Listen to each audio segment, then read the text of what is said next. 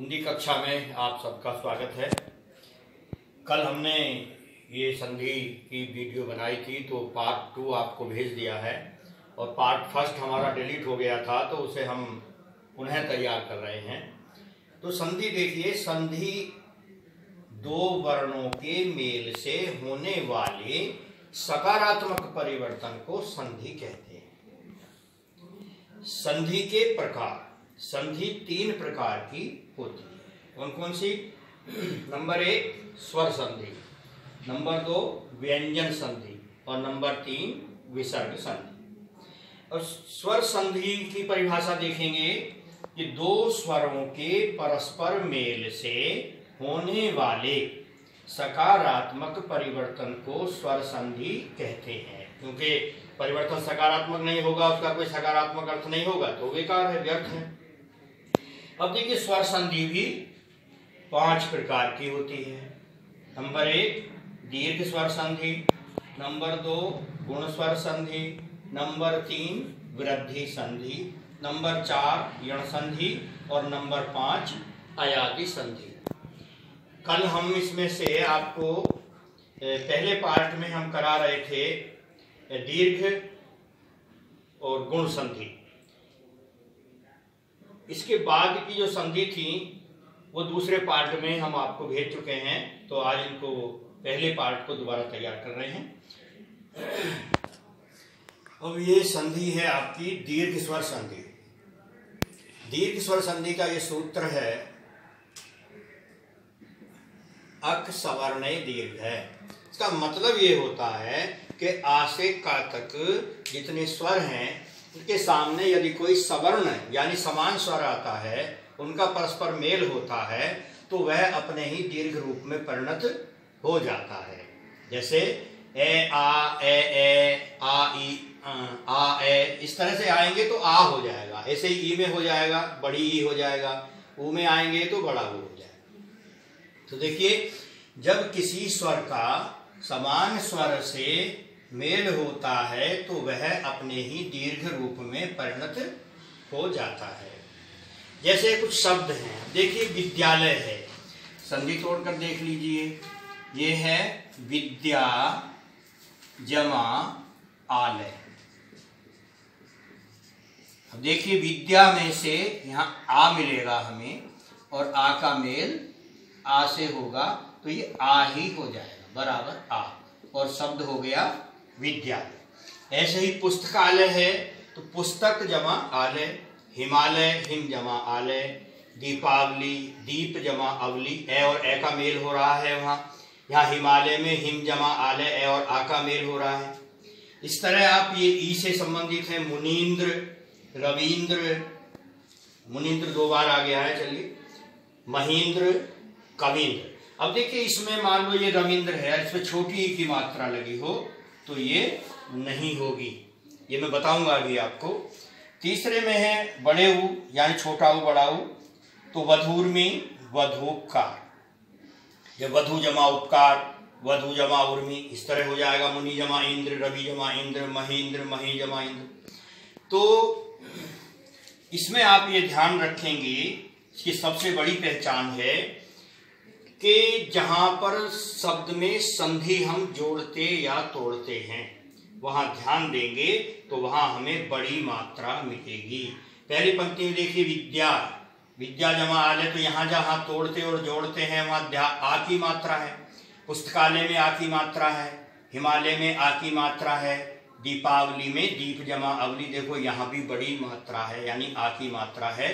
तो कहने का मतलब है कि बड़ी मात्रा होती है। देखिए, यहाँ बड़ी ई है, बड़ी ई है, बड़ी ई है, बड़ी ई है। यदि छोटी ई हो तो मान लो ये नहीं है, छोटी ई की मात्रा अगर मिले तो उसे पहचान लो कि वो दीर्घ स्वर संधि नहीं है। ऐसे ही वधूर्मी, देखो बड़े ऊ की मात्रा है दोनों में, तो ये ध्यान रखेंगे कि सदैव आपको बड़ी मात्रा इसमें दिखाई देगी और ये इसकी सबसे अच्छी पहचान है। चलिए अब अगली संधि पे चलते हैं, गुण संधि।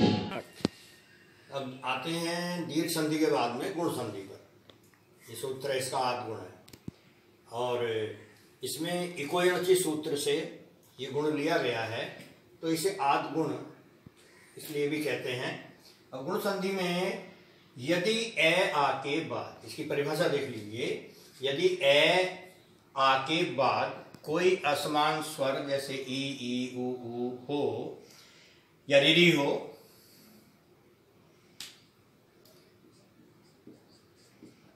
हो, तो क्रमशः ए ओ तथा अर हो जाता है, यानी ए का ए और ओ का ओ और ऋ का अर हो जाता है।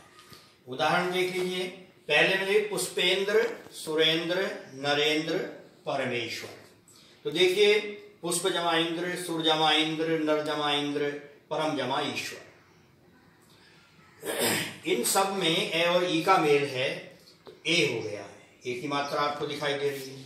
इसमें आप देखिए, वीरोचित, वीर जमा उचित, परोपकार, पर जमा उपकार, हितोपदेश, हित जमा उपदेश। तो ओ का मेल हुआ है ऐसे, तो यहाँ ओ हो गया है। सब में ओ की मात्रा। कहाँ देखें? जहां संधि को जोड़ा और तोड़ा जाता है। तीसरा देखिए, सप्त ऋषि, राज ऋषि, महर्षि। तो देखिए, इसमें ऋषि है, ऋ की मात्रा दोनों तीनों के लास्ट में आ रही है। तो सप्त जमा ऋषि, राज जमा ऋषि, महर्षि, महाजमा ऋषि। तो इस तरह से इनमें ध्यान ये रखेंगे। अब जब ट्रिक वाली बात है उसको देखिए जरा, कि इन सब में जहां संधि को जोड़ा और तोड़ा जाता है तो वहां ये मात्रा मिलेगी ए, ये मात्रा हो सकती है ओ, और ये मात्रा हो सकती है ऋषि, रिरि, ऋ। ये इसकी पक्की पहचान है। जहां ये हो वहां आप निसंकोच कह सकते हैं कि यहां पर गुण संधि है। अब एक संधि और लगी थी कल पहले पार्ट में से, वृद्धि संधि देते हैं। अब देखिए, तीसरा नंबर आ रहा है वृद्धि संधि का। वृद्धि संधि में परिभाषा में जरा ध्यान रखिए कि जब संधि करते समय ए आ के बाद ए ऐ हो तो वहां ऐ हो जाता है, तथा जब ए आ के पश्चात ओ औ हो तो वहां औ हो जाता है। जैसे देखिए, एकैक, मतैक्य, महेश्वर। अब इसमें देखिए ऐ की मात्रा है सब में, एक जमा एक, मत जमा एक, महाजमा ईश्वर।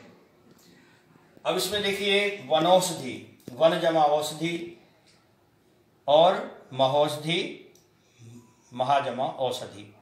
अब इसमें ए आया है तो ऐ हो गया है, और इसमें ओ आया है तो औ हो गया है ए आ के बाद।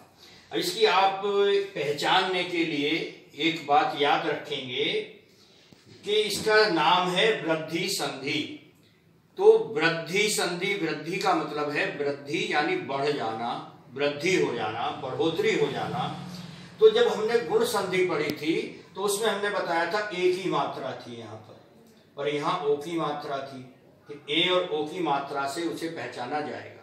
तो यहाँ मात्रा में वृद्धि हो गई है, तो यहाँ देखिए ऐ की मात्रा हो गई ए की जगह, यहाँ ए की जगह ऐ की मात्रा हो गई, और यहाँ भी ऐ की मात्रा है। यहाँ भी ओ के स्थान पे औ आ गया, और यहाँ भी औ।